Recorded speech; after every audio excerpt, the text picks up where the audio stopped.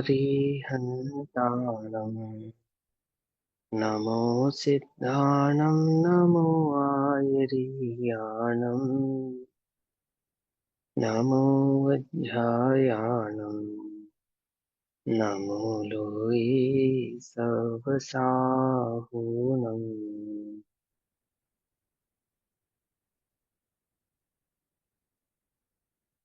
मङ्गलं भगवान् वीरो मङ्गलं गौतमोगणी मङ्गलं कुन्दकुन्दार्द्यो जैनधर्मोऽस्तु मङ्गलम्।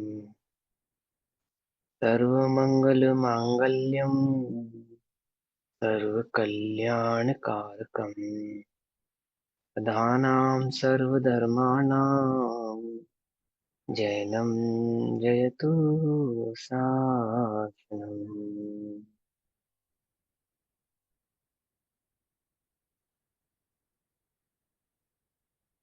सर्वव्यापीकचिद्रूप स्वरूपाय परात्मने सोपलब्धिप्रसिद्धाय ज्ञानानन्दात्मने नमः।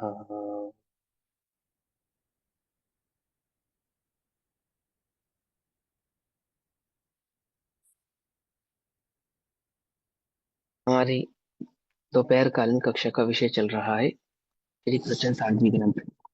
श्री प्रचन सारजी का स्वाध्याय हम सभी आचार्य अमृत चंद्र देव द्वारा रचित तत्व प्रदीपिका टीका तथा आचार्य जयसेन द्वारा रचित तात्पर्य वृत्ति टीका के आधार से कर रहे हैं। अभी ज्ञान तत्व प्रज्ञापन अधिकार में ही शुद्धोपयोग अधिकार अंतर्गत के माध्यम से गाथा नंबर 14 का हम स्वाध्याय कर रहे हैं। यहाँ शुद्धोपयोग के फल का स्वरूप बतला रहे थे।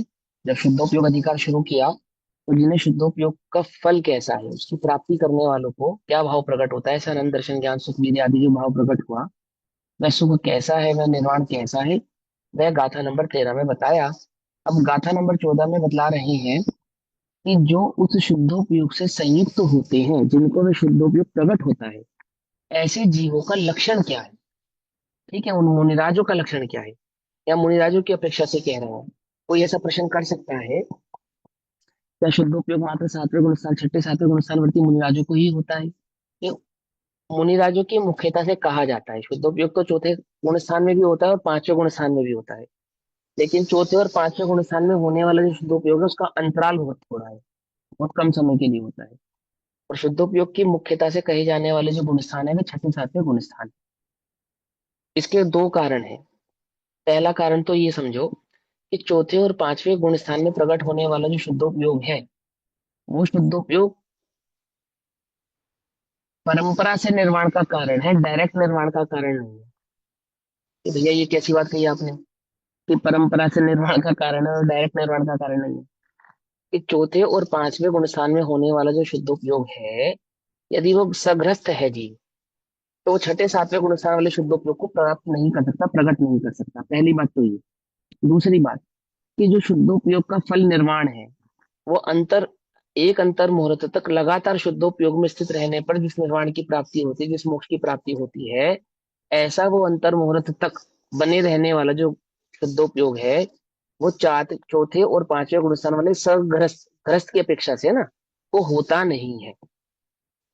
और जो छठे सातवें गुणस्थान में प्रकट होने वाला जो शुद्धोपयोग है, ऐसे सातवें गुणस्थान में प्रकट होने वाला वो शुद्धोपयोग नियम से निर्वाण का कारण बनता है, होता है, यदि वे अंतर मुहूर्त मात्र लगातार होता है तो। आगे गाथाओं में इनको स्पष्ट करेंगे, आने वाली गाथाओं में इन भावों को स्पष्ट करेंगे।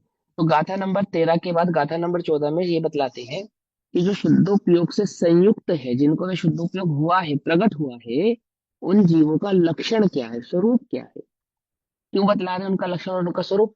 क्योंकि वो निर्वाण को प्राप्त होने वाला जो लक्षण है ना, वो किनको होता है, वो किनको होता है, उनका अंतरंग और बाह्य स्वरूप की चर्चा यहाँ पर कर रहे हैं। तो गाथा नंबर 14 के आधार से कहते हैं, सुविदित पत्यथ सुतो संयम मत वसंजुडो विगदरागो समणो सम सुह दुखो बणिदो सुद्धवो गोती। सूत्र और अर्थों के ज्ञाता, तप संयम युत राग विहीन, सुख दुख में सम रहे श्रमण जो, शुद्धोपयोगी कहते जिन। भगवान उनको शुद्धोपयोगी कहते हैं जो सुख दुख में सम रहते हैं, ऐसे श्रमण। और वो जो सुख दुख में सम रहने वाले श्रमण हैं, वीतरागी श्रमण है, मुनि है, उनका क्या लक्षण है कि वे सूत्रों के और अर्थों के ज्ञाता है, तप संयम युक्त और वीतरागी है, राग विहीन है। इसको तात्पर्य वृत्ति की टीका के आधार से आचार्य जयसेन के द्वारा हम पढ़ते हैं 34 नंबर पेज पर। 34 नंबर पेज पर मुनिराजों का लक्षण बतलाया जा रहा है, जो शुद्धोपयोग के धारी मुनिराज हैं। मात्र 28 मूल गुण और 5 महाव्रत का धारण करते हैं वे शुद्धोपयोगी है, ऐसा नहीं है। जो सम्यक दर्शन सहित आत्मानुभूति पूर्वक उस शुद्धोपयोग को प्रकट करने वाले हैं, वस्तु स्वरूप को जानने वाले हैं, अनुभव करने वाले हैं, और वे अंतरंग और बाहिरंग तप सहित होते हैं, ऐसे मुनि ही शुद्धोपयोग के लक्षण वाले होते हैं, ऐसा बतला रहे हैं। देखो क्या कहते हैं। अब जिस शुद्धोपयोग से पूर्वोक्त गाथा कथित सुख होता है, जो गाथा नंबर 13 में शुद्धोपयोग का फल अनंत दर्शन ज्ञान सुख वीर्य आदि भाव जो बतलाया है, अबाधित अविच्छिन्न जो सुख होता है, प्रकट होता है, वह शुद्धोपयोग उस शुद्धोपयोग जनित सुख रूप से परिणमित पुरुष का लक्षण क्या है सो प्रकट करते हैं। ठीक है ना। शुद्धोपयोग का फल क्या है? निर्वाण, अनंत सुख, अनंत सुख दर्शन ज्ञान वीर्य सुख आदि भाव जिनको प्रकट हुए, उस शुद्धोपयोग के फल को प्रकट, जो प्रकट फल बताया, ऐसा शुद्धोपयोग किनको होता है? उनके लक्षण को धारण करने वाले पुरुषों को, यानी कि मुनिराजों की यहाँ पे चर्चा कर रहे हैं। तात्पर्य वृत्ति। सुविदित प्रयत्थ सुप्तो, भली भांति संशय आदि दोषों से रहित। अर्थात जो मिथ्यात्व के जो भेद है ना, संशय विपर्य अनद्य व्यवसाय, तो उनसे रहित, यानी कि संपूर्णतः मिथ्यात्व रहित, उल्टी मान्यता रहित, निज शुद्धात्मा आदि पदार्थों तथा उनके प्रतिपादक सूत्रों को जिनके द्वारा जान लिया गया है, ज्ञात कर लिया गया है, अर्थात जिन्होंने छह द्रव्य सात तत्वों के स्वरूप को भली प्रकार से पहचान कर निज चैतन्य ज्ञायक भाव का अनुभव किया है, द्रव्य गुण पर्याय के स्वरूप को भली प्रकार से पहचान। आती है समझ में? देखो, मैं आपको एक बात बतलाता हूँ। आचार्य देव जो शुरू की गाथाएं कह रहे हैं, इन्हीं गाथाओं को डिटेल में, विस्तार से, संक्षेप में और विस्तार से हम आगे कहेंगे। ये बात कह चुके आचार्य आपसे, कह चुके ना। देखो, जैसे इसका एग्जाम्पल के तौर पे समझते हैं। जैसे गाथा नंबर 13, तो 13 नंबर की गाथा में जो सुख है उसका लक्षण बताया, सिद्धों के सुख का लक्षण। तो उसको क्या बतलाया कि सबसे पहला तो वो अतिशय है, आह्लाद रूप होने से। आह्लाद रूप होने से कैसा है? अतिशय है। तो लोक में जिसको सुख मानते हैं वो कैसा है? कि वो आह्लाद रूप नहीं है, अतिशय नहीं है, आनंद रूप नहीं है। दूसरा क्या बताया? आत्म उत्पन्न, आत्मा के आधार से उत्पन्न होता है। तो लौकिक लौकिक जन जिसको सुख मानते हैं वो कैसा है? कि वो आत्मा के आधार से उत्पन्न नहीं होता है ना। फिर तीसरा क्या कहा? पराश्रय, अर्थात पर के आश्रय से उत्पन्न नहीं होने वाला, है ना। तो उसको क्या कहा पराशय से? कि विषयातीत, अर्थात विषयों से जो प्राप्त होता है वह ऐसा सुख नहीं है। जो अज्ञानियों को विषयों में सुख भासित होता है वह सुख ऐसा नहीं है। और फिर क्या कहा? अनुपम, अर्थात जिसकी कोई उपमा नहीं है, अनंत है और अविच्छिन्न है। अब इसी भाव को, बिल्कुल सेम टू सेम इसी भाव को 76 नंबर की गाथा में आचार्य देव आपसे कहेंगे। 76 नंबर की गाथा में देखो,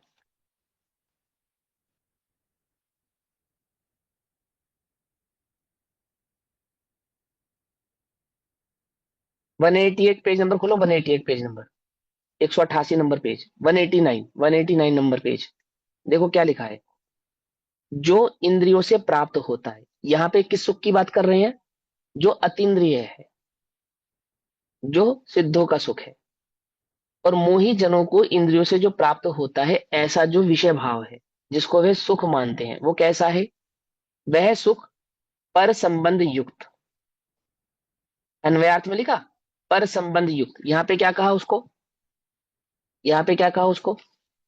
विषयातीत, पर संबंध से युक्त नहीं होने के कारण, पराश्रय से निरपेक्ष होने से, है ना। फिर यहाँ के लिखा बाधा सहित, और यहाँ पे क्या कहा, निर्बाध।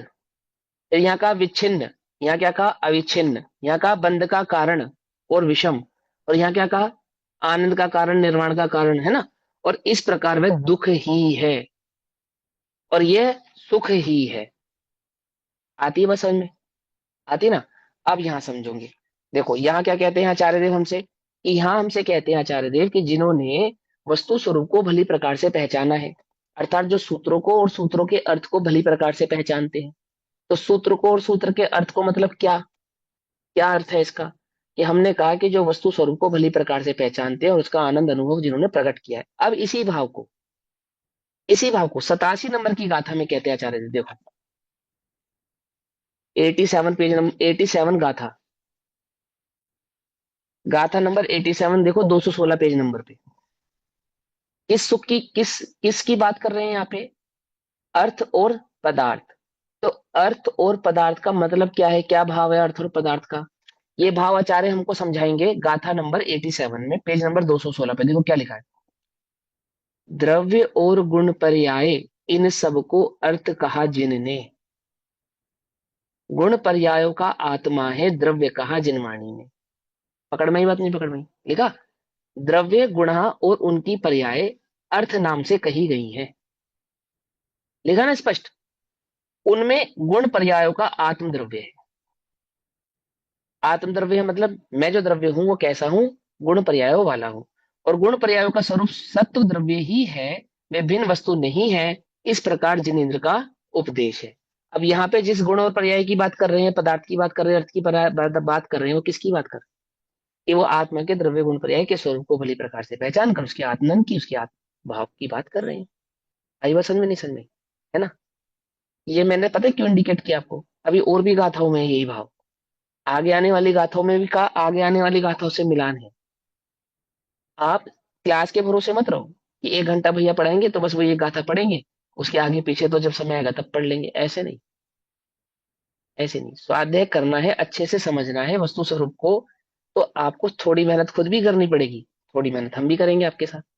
आती बात समझ में नहीं आती, मैं आगे आगे पढ़ता जा रहा हूँ उसको, ऐसा नहीं है। समझे ना, आगे आगे पढ़ता जा रहा हूँ। आपको याद है अभी आपको एक थोड़े दिन पहले स्वर्ण का उदाहरण देकर समझाई थी बात, कि जब आप स्वर्ण देखते हैं तो आपको क्या दिखाई देता है, कैसे कैसे नक्की करते हैं आप कि ये स्वर्ण है और ये चांदी है, कैसे नक्की करते हैं आप, कि आप वो जो पीला होता है उसको स्वर्ण कहते हैं, और जो सफेद होता है उसको आप चांदी कह देते हैं। हम आपसे पूछे इसमें स्वर्ण कौन सा और चांदी कौन सा है, तो आप क्या देखते हैं, स्वर्ण का पीला भाव और चांदी का सफेद भाव। तो स्वर्ण में जो पीलत भाव है वो क्या है, द्रव्य है, गुण है या पर्याय है, ये प्रश्न पूछा हमने आपसे। तो क्या उत्तर दिया आपने, कि भैया वो गुण है। तो गुण क्या अपने द्रव्य भाव से भिन्न है क्या, भिन्न है क्या, नहीं भिन्न है। ये ज्ञान गुण जिसकी पर्याय ज्ञान पर्याय है, समझे, ये ज्ञान पर्याय अपने निजी चैतन्य ज्ञायक भाव से भिन्न है क्या, भिन्न है क्या, नहीं। इस पर्याय में ज्ञान की दृष्टि करने पर किसका लक्ष्य होता है, ज्ञायक का लक्ष्य होता है। आती है बस समझ में नहीं आती है? यही भाव बिल्कुल सेम टू सेम, ये कोई मैं अपने घर से थोड़ी निकाल के लाया। ये आचार्यों ने इसी प्रवचन सार में उदाहरण देकर कहा, मालूम। देखो इसी पेज नंबर 216 पेज नंबर पे लिखा है, बोलो,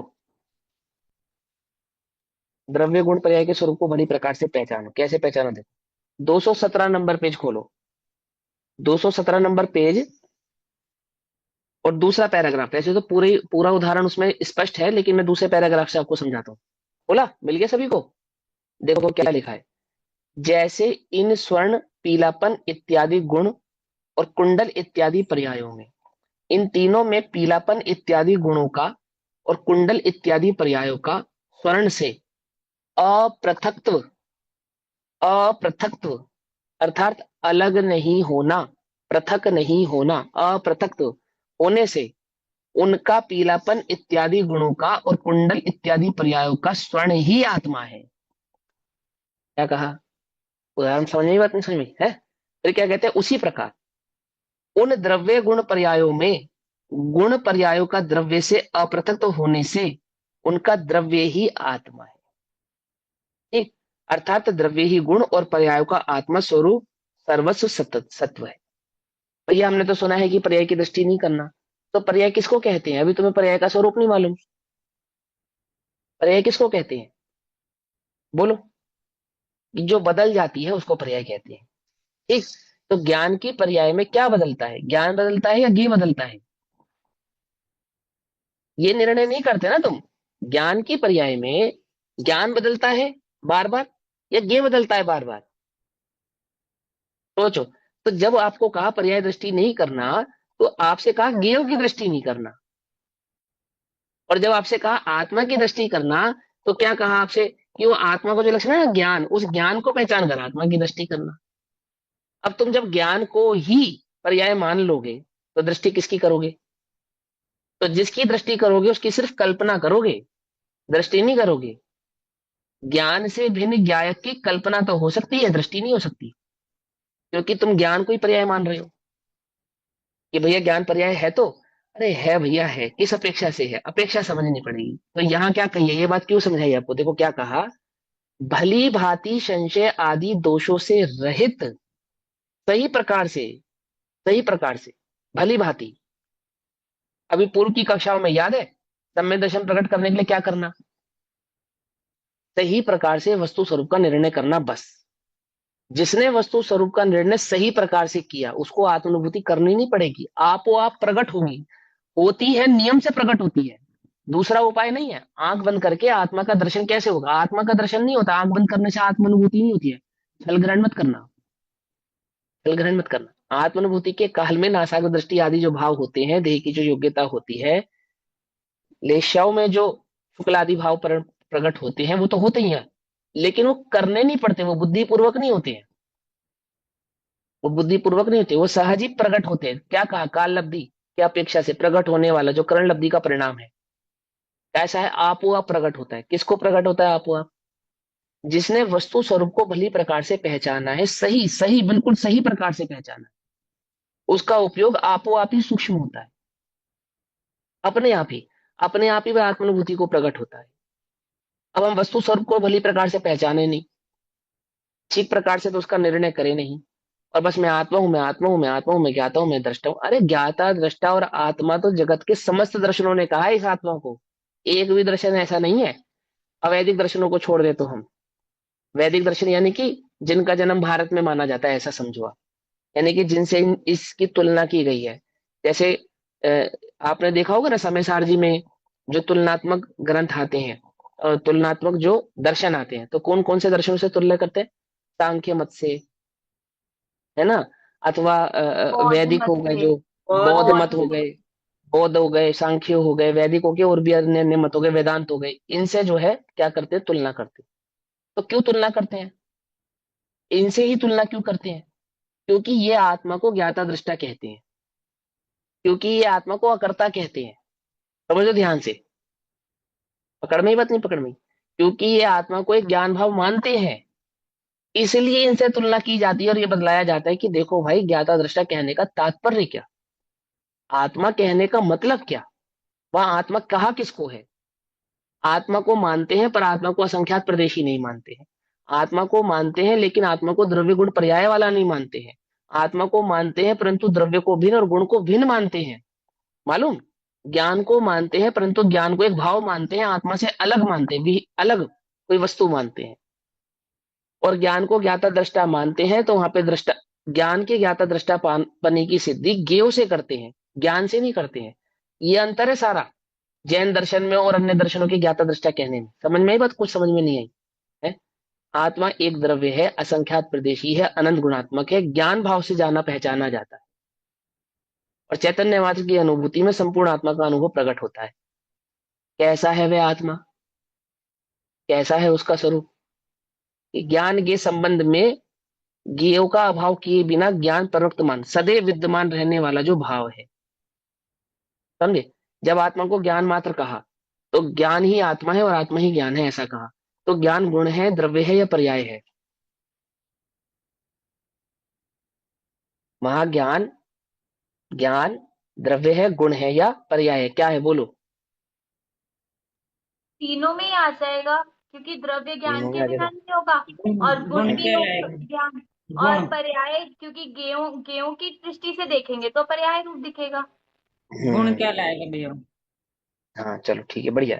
ज्ञान गुण है, लेकिन उस ज्ञान गुण से ही ज्ञान पर्याय की भी सिद्धि होगी, और उस ज्ञान गुण से ज्ञानधारी उस आत्मा की भी सिद्धि होगी।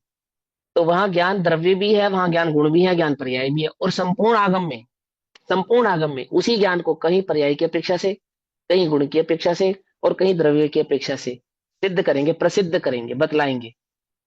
समझे? अब यहाँ पे उपयोग की अपेक्षा से चर्चा चल रही है, तो उपयोग क्या है? चारित्र परिणत ज्ञान। उपयोग क्या है? चारित्र परिणत ज्ञान।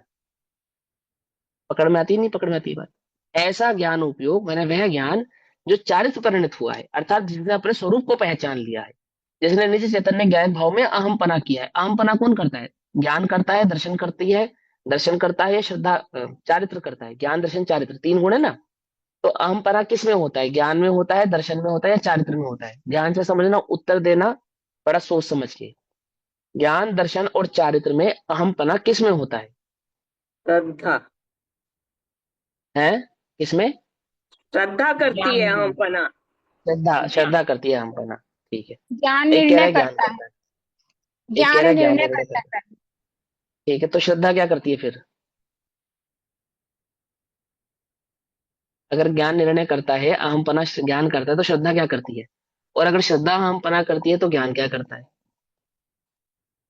अब क्या है ना, हमें है वही याद है ना, पूरा बरसों पुराना वो दिमाग में सेट करके हमने बैठे हैं, और वही उत्तर देते हैं, वही चिंतन करते हैं।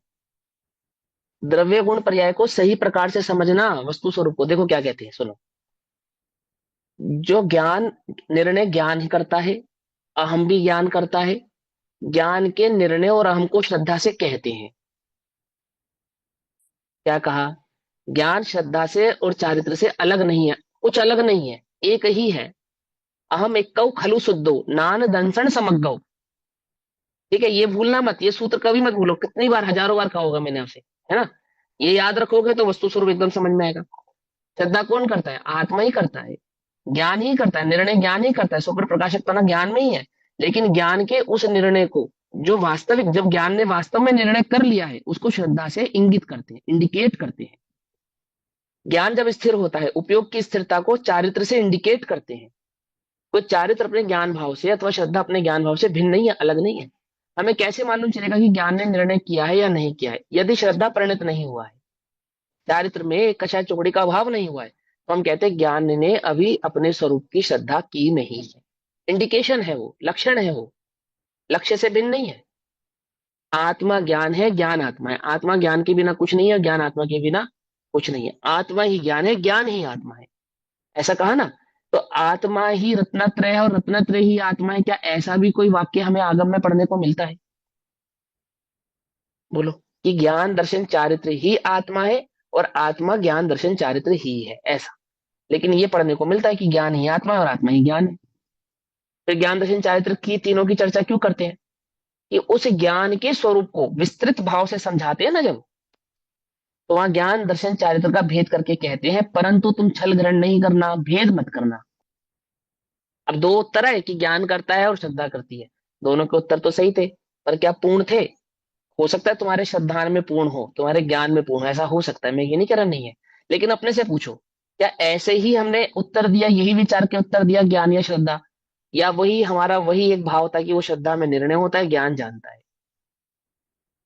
एक श्रद्धा को ज्ञान से हम भिन्न कर कर देख रहे थे, श्रद्धा ज्ञान चारित्र को एक कर देख रहे थे। कैसे देख रहे थे हम? पूछो अपने आप से। अब जब तुम उसको बार बार भिन्न कर देखोगे, तो तुमने भली प्रकार से वस्तु का निर्णय कर लिया। भिन्न है क्या वो? बोलो, भिन्न है क्या? नहीं है ना। और हम बार बार उसको क्या स्वीकारते हैं? जब अखंड वस्तु को खंडित स्वीकार करते हो, तो भली भांति तुमने उस आत्मा का निर्णय किया नहीं है। समझो इस बात को। या क्या कहते हैं, उन आचार्यों का स्वरूप समझाते हुए, उन गुरुओं का स्वरूप समझाते हुए, साधुओं का स्वरूप समझाते हुए, कि जिनको वह शुद्धोपयोग प्रकट होता है, उनका लक्षण कैसा है, इस लक्षण वाले हैं वो, कि भली भांति संशय आदि दोषों से रहित, सही प्रकार से, संशय आदि दोषों से रहित, किसी प्रकार का जिनको संशय नहीं है, अनद्य विषय आदि भाव नहीं है, ऐसे निज शुद्धात्मा आदि, निज शुद्धात्मा आदि का मतलब स्वपर, अथवा छह द्रव्य अथवा सात तत्वों का जो स्वरूप है, अथवा द्रव्य गुण पर्याय से वस्तु स्वरूप को जो भली प्रकार से उन्होंने पहचाना है, आदि पदार्थों तथा उनके प्रतिपादक सूत्रों को, उस वस्तु स्वरूप को बतलाने वाले जो सूत्र हैं, ठीक है ना, को जिनके द्वारा जान लिया गया है, ज्ञात कर लिया गया है। इसी भाव को समय सारजी में कहा जो द्रव्यश्रुत और भावश्रुत के धारी हैं। बस सिंपल, पकड़ में ही बात नहीं पकड़। जो उन्होंने वस्तु स्वरूप को जिनवाणी के जिनेन्द्र भगवान के द्वारा कथित उपदेश को सुनकर समझकर अपने भीतर में आत्मसात कर लिया है, जागृत कर लिया है, प्रकट कर लिया है, उस द्रव्य गुण पर्याय के स्वरूप को भली प्रकार से पहचान लिया। साधारण भाषा में गए तो सम्यक दर्शन कर लिया, आत्मानुभव कर लिया है ना। तो उन्होंने क्या कर लिया है, उन सम्यक दृष्टि उन आत्मानुभवी जीवों ने क्या किया है, द्रव्यश्रुत के माध्यम से भावश्रुत को प्रकट किया है और भावश्रुत के माध्यम से द्रव्यश्रुत को आत्मसात किया है। समझे, द्रव्य गुण पर्याय से वस्तु के स्वरूप को समझकर वस्तु का अनुभव किया है और वस्तु का अनुभव करके द्रव्य गुण पर्याय के स्वरूप को समझकर स्वपर भेद विज्ञान भली प्रकार से प्रकट किया है। वे जानते हैं भली प्रकार से कि मैं कौन हूं और पर कौन है। भगवान के द्वारा कथित जो मोक्ष मार्ग है, रत्नात्रय का मार्ग है, उसका वास्तविक स्वरूप क्या है, जो भली प्रकार से उसको पहचानते हैं, जानते हैं, अंतरंग से भी और बहिरंग से भी, शब्द के माध्यम से भी पहचानते हैं और अनुभूति के माध्यम से भी पहचानते हैं। आई बात समझ में। तो क्या कहते हैं, और पसंद किया है, पसंद किया यानी कि जिस पर श्रद्धा की है उन्होंने, है ना, पसंद किया यानी कि जिसको उन्होंने प्रकट किया है। ठीक, वह सुविदित पदार्थ सूत्र जो सम्यक प्रकार से कहा गया हो, सुविदित जो सम्यक प्रकार से कहा गया हो, विदित माने कहना, तो माने सम्यक प्रकार से, व्यवस्थित प्रकार से, वह सुविदित पदार्थ सूत्र अर्थात अच्छी तरह से पदार्थों तथा सूत्रों का ज्ञाता है। वो भली प्रकार से सूत्रों का क्या है, पदार्थों का क्या है, ज्ञाता है।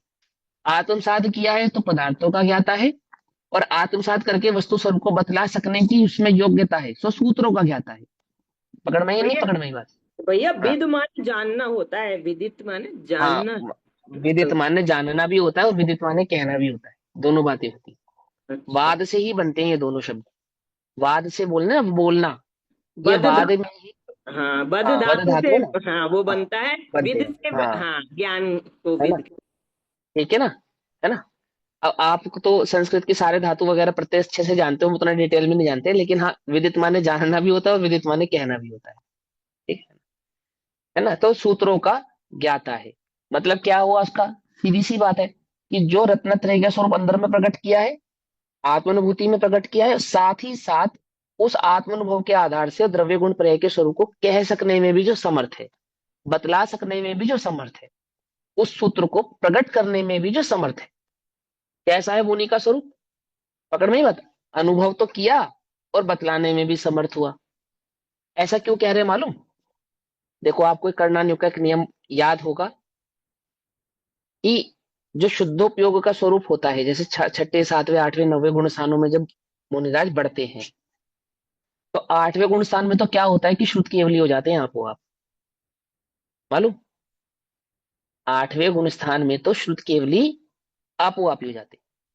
और जो छठे सातवें गुण स्थान में झूलने वाले मुनिराज होते हैं, उनके ज्ञान का जो क्षेम होता है वो बिना पढ़े ही या कम पढ़े ही बहुत अधिक हो जाता है। समझे नहीं समझे, आपो आप हो जाता है, ऐसा करना नहीं पड़ता, क्योंकि ज्ञान का तो लक्षण ही है कि वह सारे जगत को जाने।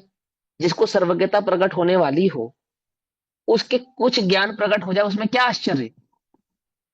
आती है बस, समझ में नहीं आती। जिसने वस्तु स्वरूप का निर्णय किया हो, आत्मसात किया हो, अनुभूत किया हो, और जो क्षण क्षण में प्रत्यंतर मुहूर्त में आत्मा का अनुभव करते हो, प्रत्यंतर मुहूर्त में आत्मा का अनुभव करते हो, 24 घंटे में से 8 घंटा तो आत्मा में ही रहते हो, लगातार रूप से नहीं परंतु अपेक्षा रूप से, क्योंकि सातवें गुण स्थान का यानी कि सातवें गुण स्थान में रहने का जो काल है उससे दुगना काल है छठे गुण स्थान में रहने का काल। तो छठे गुण स्थान में दो एक अंतर मुहूर्त रहते हो, तो आधा अंतर मुहूर्त जो है ये समझ लो कि शुद्धोपयोग में रहते हैं। मैं उसकी गिनती करेंगे, काउंटिंग करेंगे तो 24 घंटे में से 8 घंटे तो शुद्धोपयोग के और 16 घंटे शुभोपयोग, यानी कि छठे गुण स्थान कैसे निकल कर आते हैं। तो जो बार बार अंतर मुहूर्त में ही आत्मा का अनुभव करते हो, बार बार उस आत्मा के आश्रय से प्रकट केवल ज्ञान होने वाला हो, उस आत्मा के आश्रय से कुछ ज्ञान प्रकट हो जाए तो उसमें क्या आश्चर्य है। मैंने कम पढ़ के भी ज्यादा जान जाते हैं, ऐसा कहने का मतलब है यहाँ पे कि वे सूत्रों के ज्ञाता होते हैं। आत्मानुभव तो किया ही है, साथ में साथ सूत्रों की भी ज्ञाता होती।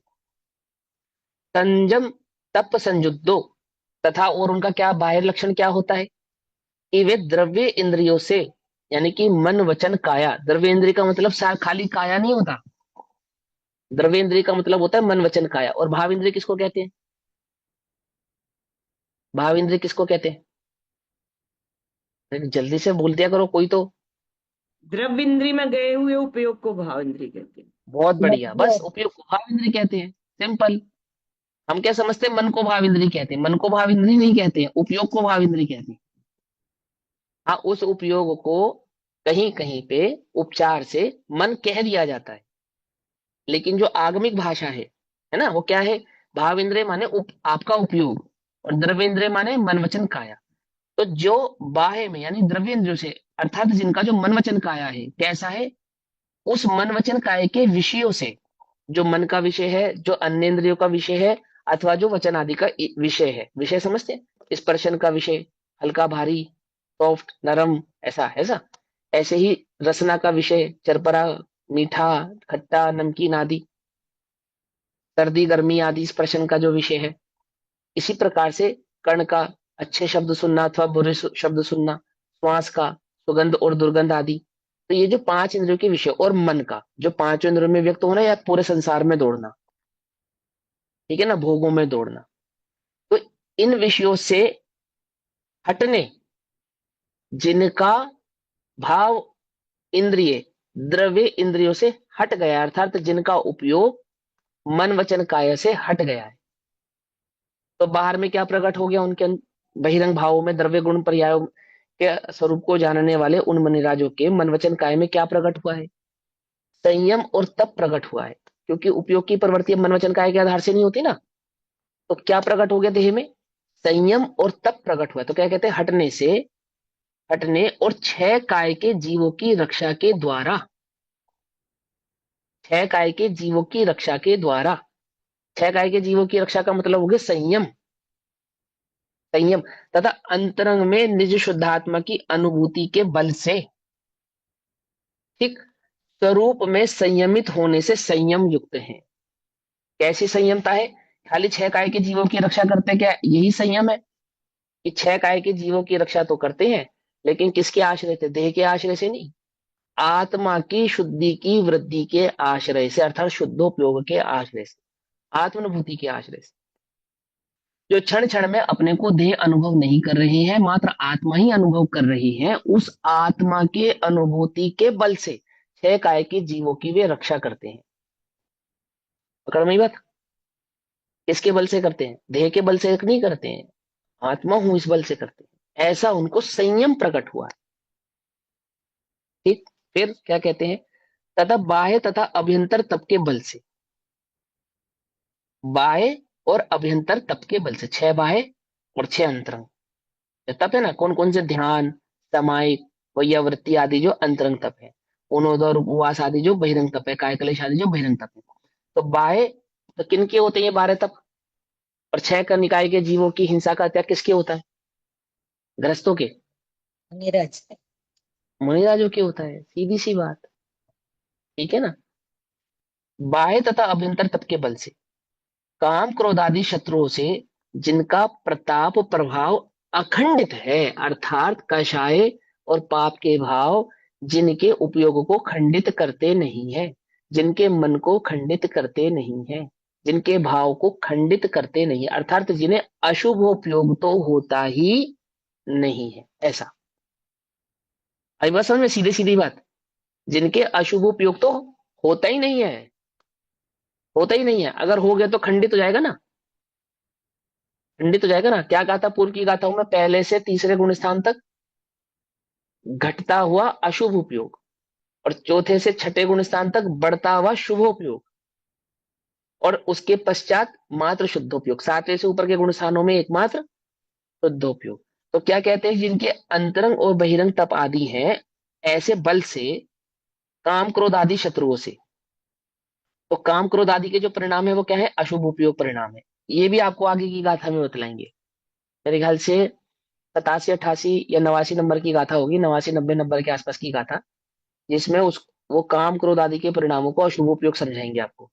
तो क्या कहते हैं, काम क्रोध आदि शत्रुओं से जिनका प्रताप प्रभाव अखंडित है, अर्थात प्रताप और प्रभाव क्या है, वो जिनका जो उनका उपयोग है ना, जो उनका शुद्धात्मा का आनंद है, अनुभव है, वेदन है, उसके साथ अशुभ उपयोग तो है ही नहीं, अशुभ परिणाम तो है ही नहीं, अशुभ क्रिया तो है ही नहीं, अशुभ क्रिया भी नहीं है और अशुभ भाव भी नहीं है, परिणाम भी नहीं है।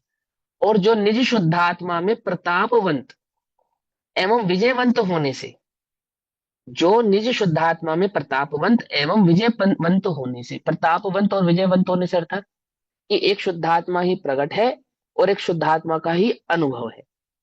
तो प्रकट आत्मा में अनुभूति को जो साक्षात अनुभव कर रहे हैं, प्रताप विजयवंत प्रकट कर रहे हैं, ऐसे तप संयुक्त है, ऐसे तप से वे संयुक्त है, यानी अंतर ध्यान आदि तपों से वे संयुक्त है, ये कहना चाहते हैं। प्रतापवंत और विजयवंत कहकर क्या समझाना चाहते हैं, कि जो ध्यान आदि तपों से संयुक्त है, छह काय के जीवों की रक्षा का संयम है, अंतरंग बहिरंग तप प्रकट हुए हैं।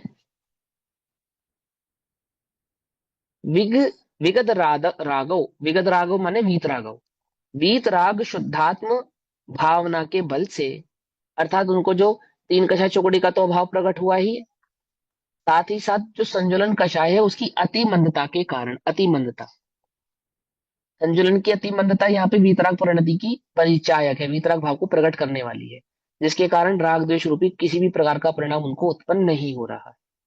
ठीक है ना, बल से समस्त राग आदि दोष रहित होने से विगत राग या वीत राग है। पकड़ नहीं बात, क्या है, विगत राग या वीत राग है। देखो, बंधे एक रागाधिक अशुद्ध उपयोग से, उपयोग की अशुद्धता बंध का कारण है। तो वहां पे उपयोग की अशुद्धता कहने का मतलब क्या है, तो एक प्रश्न उठता है कि वहां उपयोग कहने का मतलब ज्ञान दर्शन उपयोग की बात चल रही है, या बंध का कारण वास्तव में चारित्र है। प्रश्न है, समझना ध्यान से। जीव के बंध का कारण ज्ञान दर्शन है, ज्ञान दर्शन का व्यापार है, या चारित्र है। तो आपको इसको थोड़ा सा समझना पड़ेगा। क्या समझना पड़ेगा, सबसे पहले तो आप ये समझो, पहले में तो पहला नियम ही समझ लो कि ज्ञान दर्शन से चारित्र और चारित्र से ज्ञान दर्शन भिन्न नहीं है। इनकी प्रवृत्ति को समझाने के लिए इनमें भिन्नता पैदा करते हैं। जैसे फॉर एग्जाम्पल, एक छठे गुण स्थान वाले मुनिराज हैं और वो शास्त्र लेखन कर रहे हैं, और एक पंचम गुण स्थानवर्ती श्रावक है, वो आत्म अनुभव कर रहा है, शुद्ध उपयोग में बैठा है। तो इन दोनों में से जो निर्जरा होगी वो किसको ज्यादा होगी,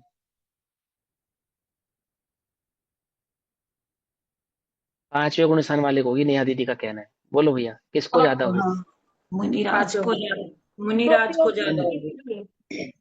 ज्यादा होगी। अच्छा, क्यों होगी मुनिराज को ज्यादा। क्योंकि उनको तीन कषाय चौकड़ी का अभाव है, इसलिए। हाँ, आई गई बस पकड़ पकड़ में, समझ में ही ना। जो शुद्ध परिणति होती है, शुद्ध परिणति, शुद्ध परिणति होती है कषाय चौकड़ी के अभाव रूप। अब जो मन वचन काय का उपयोग रूप व्यापार है, वो भले ही शुभोपयोग रूप है, ये बात तो पक्की है, परंतु उस उपयोग में भी जो वास्तविक स्थिरता है वो चारित्र में प्रकट हुआ, जो तीन कषाय चौकड़ी का अभाव है वो है। अब हम उस उपयोग को शुभोपयोग तो कह रहे हैं, और समय के काल में बैठे उस जीव का उपयोग भी शुद्ध उपयोग ऐसा कह रहे हैं, लेकिन उपयोग से चारित्र भिन्न नहीं है भैया, अलग नहीं है। क्या कहा, ज्ञान से चारित्र कुछ अलग थोड़ी है। स्थिर कितना है, भले ही आत्मानुभूति वाला है, तो भी स्थिरता तो दो कुशाय चौकड़ी के अभाव रूप ही है।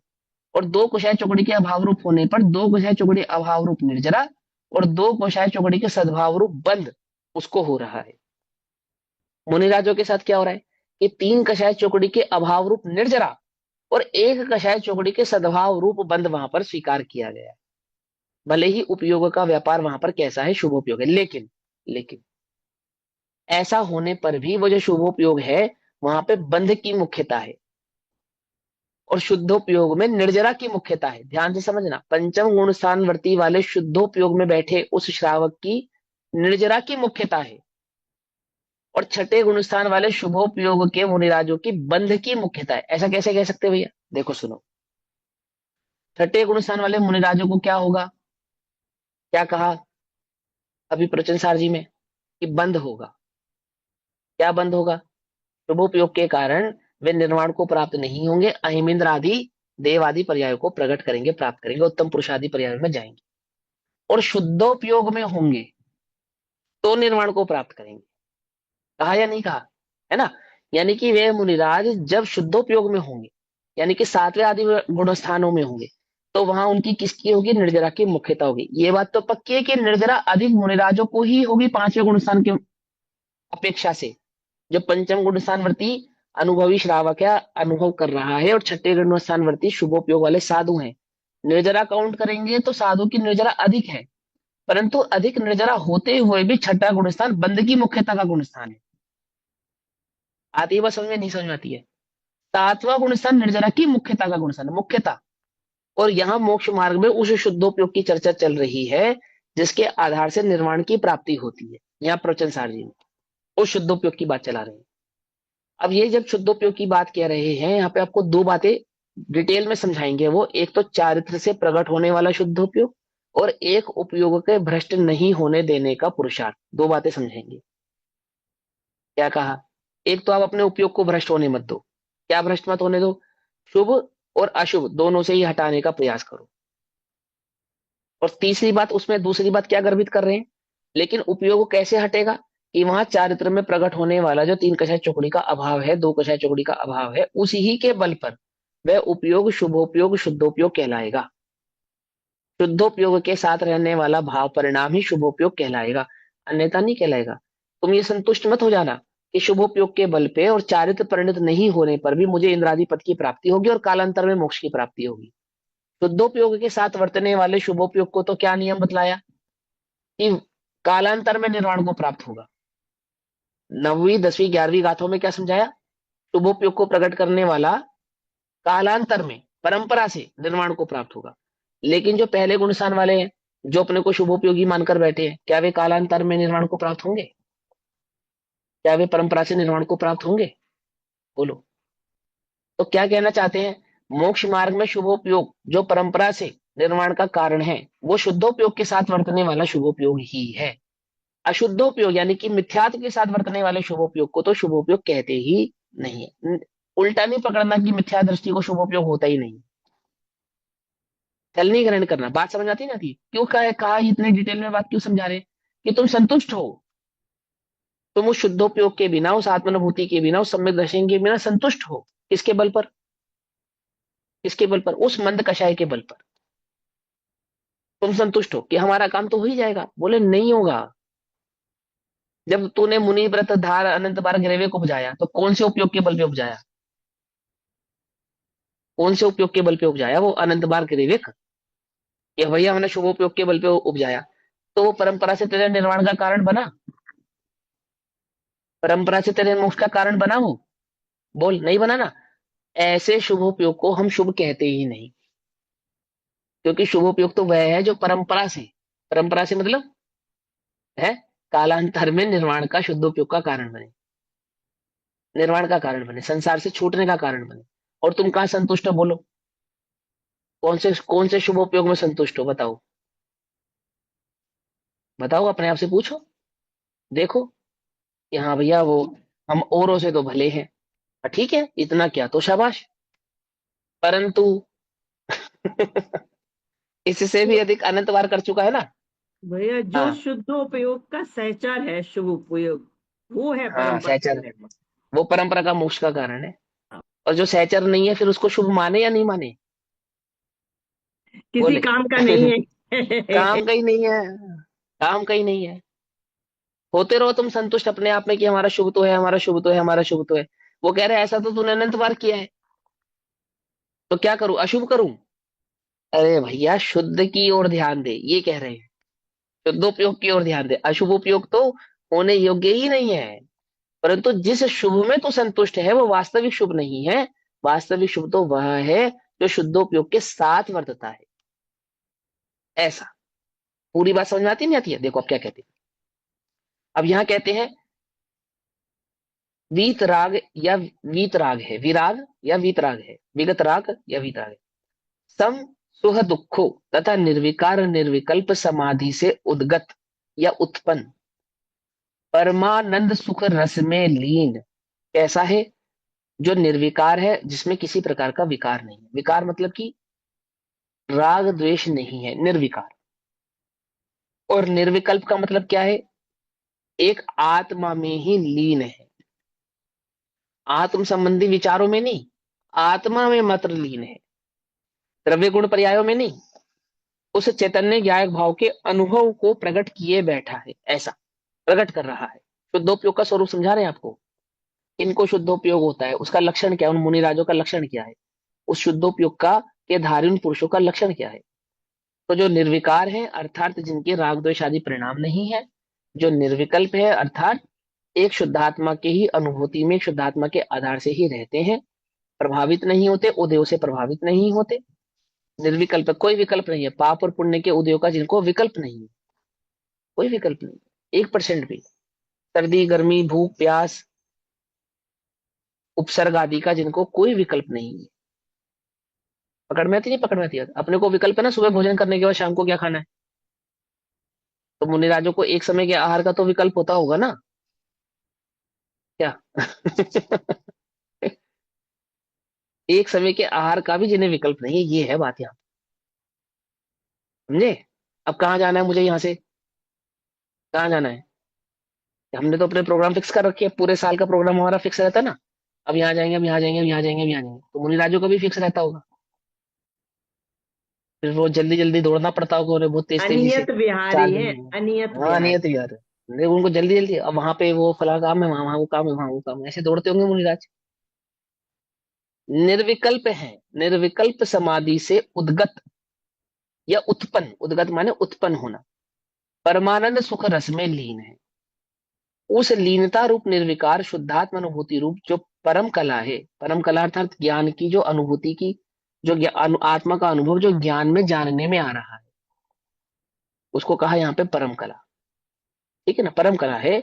उस परम कला में स्थित होने से अर्थात एक आत्मा के अनुभव में स्थित होने से, इष्ट अनिष्ट इंद्रिय विषयों में हर्ष विषाद रहित होने से, तम सुख दुख रूप है अर्थात वीतराग रूप है, समड़ा चमड़ौ इस प्रकार के गुणों से विशिष्ट विशेषता वाले श्रमण है, परम मुनि है, भणिदो शुद्धोपयोगोत्ति, वे मुनि शुद्धोपयोग रूप कहे गए हैं, ऐसा अभिप्राय है। ऐसे जो मुनियों का स्वरूप बतलाया, ऐसे मुनि स्वयं शुद्धोपयोग स्वरूप है, ऐसा यहाँ शुद्धोपयोग के साथ परिणत पुरुष का लक्षण बतलाया। इस प्रकार शुद्धोपयोग फल स्वरूप अनंत सुख के तथा शुद्धोपयोग रूप परिणमित पुरुष के कथन रूप से पंचम स्थल में 2 गाथाएं पूर्ण हुई। गाथा नंबर 13 में तो फल बतलाया, और गाथा नंबर 14 में उस शुद्धोपयोग के साथ परिणित पुरुष कैसे होते हैं, जीव कैसे होते हैं, उनका लक्षण बतलाया। क्योंकि ऐसे भी जीव मौजूद है जो सवस्त्र अपने को शुद्धोपयोगी नहीं, छठे सातवें गुण स्थान वाले स्वीकार करते हैं, बिना छह निकाय के जीवों की हिंसा का त्याग किए बिना अपने को छठे सातवें गुण स्थान वाला स्वीकार करते हैं, बिना आत्मा की अनुभूति के बिना ही अपने को छठे सातवां गुण स्थान वाला स्वीकार करते हैं, मात्र नगनता के बल पर। है ना, दोनों ही बातें ना, कुछ वस्त्र के साथ भी स्वीकार करते हैं, कुछ नगनता के बल पर स्वीकार करते हैं। उन सबका निराकरण करके यहाँ बतलाया कि भैया वो शुद्धोपयोगी पुरुष का लक्षण तो ऐसा होता है, जो 28 मूल गुण आदि का, 5 महाव्रत आदि का निरतिचार पालन करने वाला, 22 परिशु को सहने वाला और अंतरंग बहिरंग तपो को धारण करने वाला एक शुद्धोपयोग, जिसके 3 कषाय चुकड़ी का अभाव रूप छठा सातवां गुण स्थान प्रकट हुआ। ऐसे चारों ही अनियोगों से सिद्ध करके इस गाथा में बतलाया है कि वह शुद्धोपयोग परिणित पुरुष का लक्षण क्या होता है। आई बात समझ में? चलो अब आगे। अब इस प्रकार 14 गाथाओं तथा 5 स्थलों द्वारा पीठिका नामक प्रथम अधिकार पूर्ण हुआ। अब गाथा नंबर 15 में कहते हैं, अब शुद्धोपयोग की प्राप्ति के बाद तत्काल अंतर पड़े बिना ही होने वाले शुद्ध आत्म स्वभाव केवल ज्ञान प्राप्ति की प्रशंसा करते हैं। वह शुद्धोपयोग कैसा है? यदि वह शुद्धोपयोग अंतर मुहूर्त तक बिना बाधा के प्रकट कर लिया जावे तो नियम से केवल ज्ञान को देने वाला होता है, ऐसा यह भाव यहाँ पर गाथा नंबर 15 में बतलाते हैं, यानी कि सर्वज्ञता की सिद्धि करेंगे। अब जब केवल ज्ञान की सिद्धि कर रहे हैं, दैट मीन्स किसकी सिद्धि कर रहे हैं? सर्वज्ञता की सिद्धि। सच्चा जैनी कौन? जो वीतरागी है या जो सर्वज्ञ है? आपको मालूम? इन दोनों के बीच के अविनाभावी संबंध को समझाते समय आप तो मीमांसा में आचार्य क्या कहते हैं? कि केवल ज्ञान यानी जिनको सर्वज्ञता प्रकट हुई है, वो वीतरागियों को ही प्रकट हो सकती है, एक बात। फिर कहते हैं जो वीतरागी है उन्हें ही सर्वज्ञता प्रकट हो सकती है, दो बात। पकड़ में आती बात नहीं? पकड़ में आती? माने वीतरागियों को सर्वज्ञता हो सकती है और सर्वज्ञों को वीतरागता हो सकती है।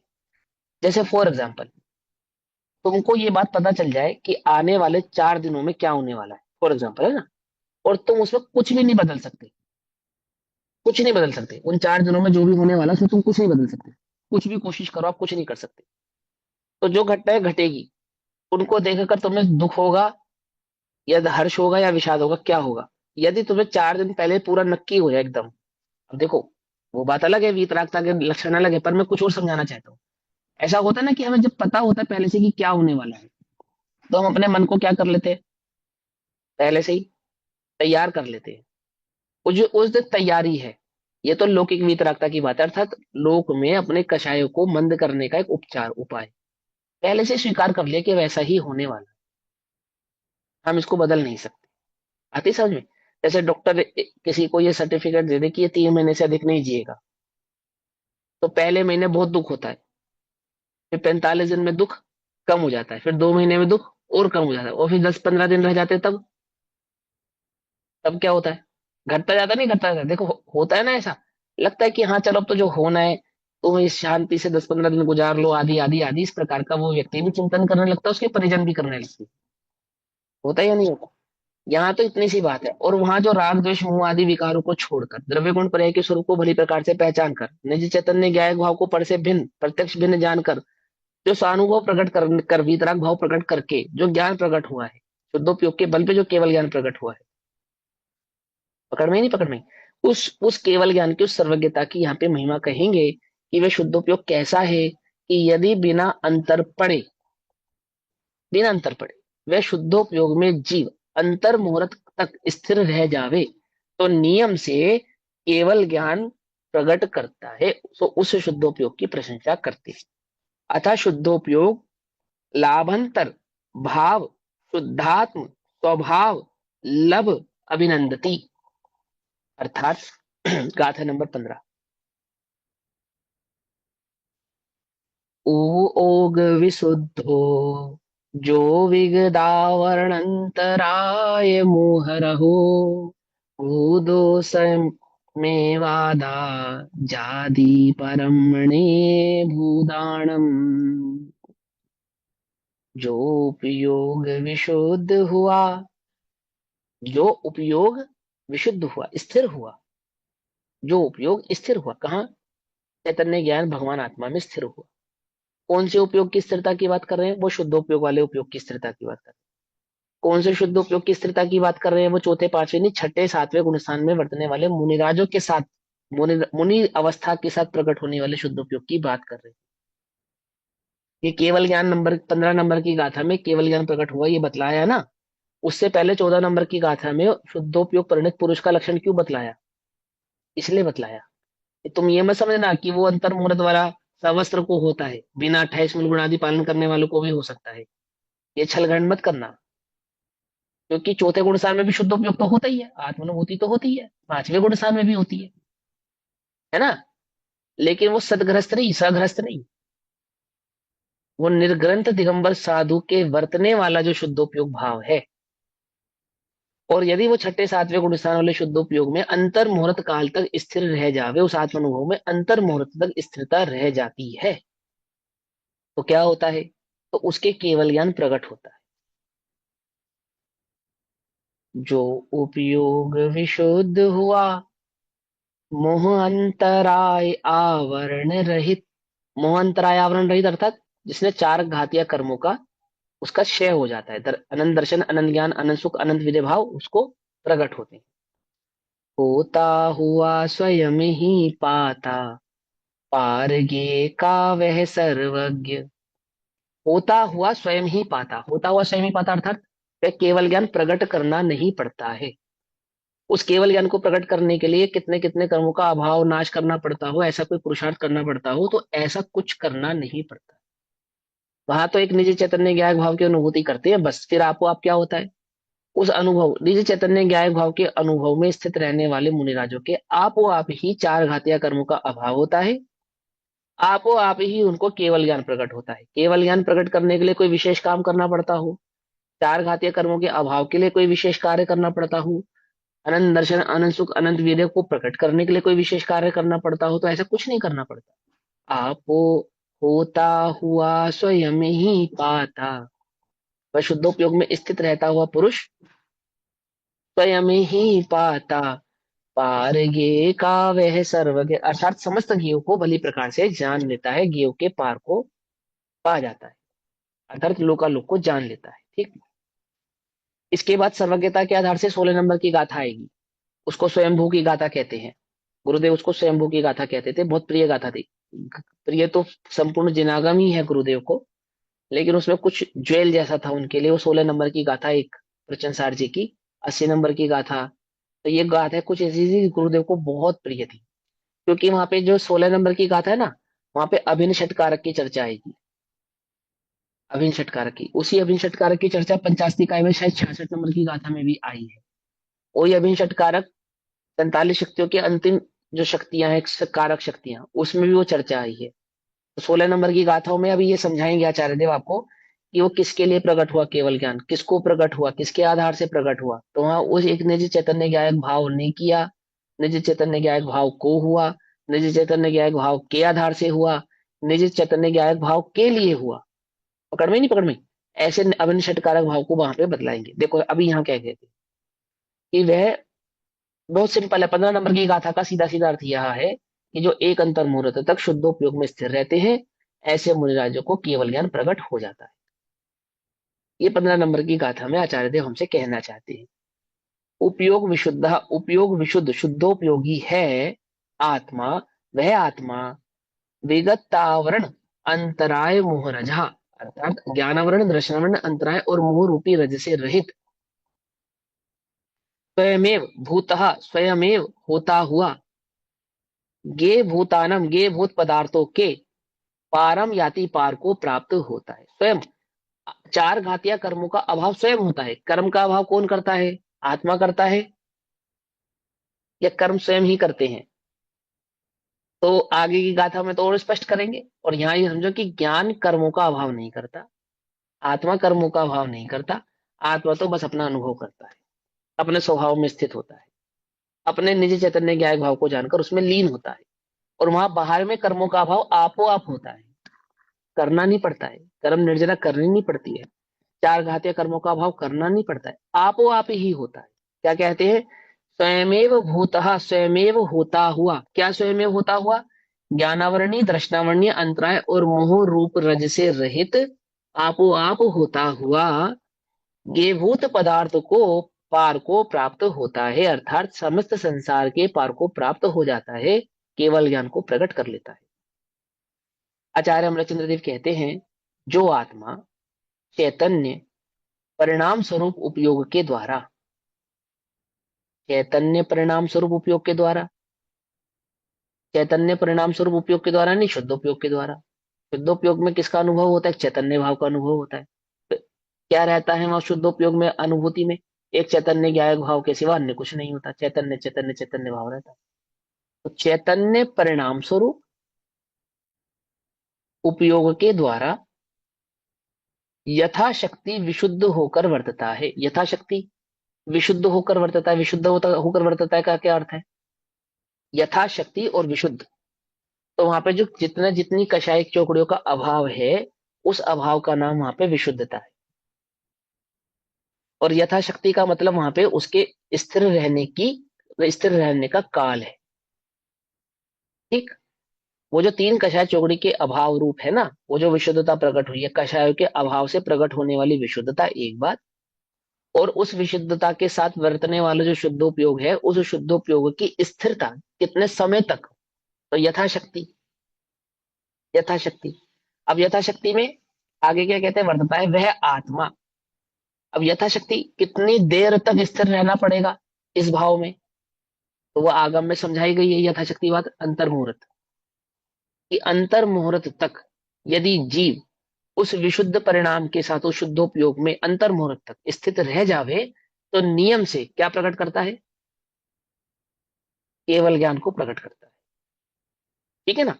तो यथाशक्ति विशुद्ध होकर वर्तता है वह आत्मा, जिसे पद पद पर अर्थात प्रत्येक पर्याय में विशिष्ट विशुद्धि शक्ति प्रकट होती जाती है। क्या होता जाता है? प्रति समय में क्या होता जाता है उसका? प्रति समय में विशुद्धता बढ़ती जाती है, विशुद्धता बढ़ती जाती है। कर्णानुग से कहे तो गुणस्थान बढ़ता जाता है, और डीपले कहे तो अ, अ, अ, कांडक घात होता चला जाता है, कांडक घात, कांडक घात, है ना?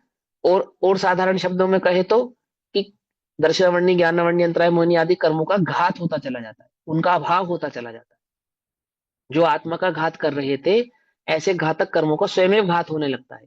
तो जैसे जैसे गुणस्थान बढ़ता है, तो गुणस्थानों में क्या होता है? प्रति समय बढ़ते हुए गुणस्थानों में अनंत अनंत अनंत अनंत अनंत अनंत गुण श्रेणी निर्जरा जिनको कहा, कांडक घात रूप, वह गुण श्रेणी निर्जरा प्रति समय में अनंत अनंत अनंत अनंत के अविभाग से बढ़ती चली जाती है, गुणा से, अनंत गुणा अनंत गुणा अनंत गुणा अनंत गुणा से बढ़ती चली जाती है। तो उस भाव को यहाँ पे कहते हैं कि अंतरंग में जो स्थिरता प्रकट हो रही है, निज चैतन्य ज्ञान भाव का अनुभव, उस अनुभव की स्थिरता जो जो कैसी है कि अंतर मुहूर्त तक भी विचलित होने वाली नहीं है, अविचल भाव से जो प्रकट हो गई, अविचल भाव से, ठीक।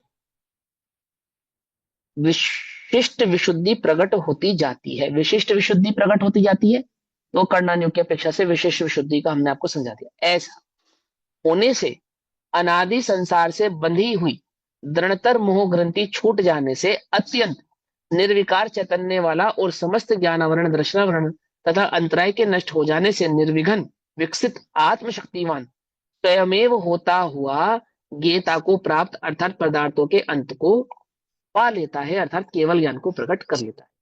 अभी यहां तक करेंगे, समय हुआ, बाकी की चर्चा कल करेंगे। तब तक के लिए सभी को जय जिनेन्द्र। ओम नमः सिद्धेश्वर। निज निधि निज में बताई यह अनंत उपकार, उसके लिए जिनवाणी माँ को वंदना शतबार। नमो हरिहंताण नमो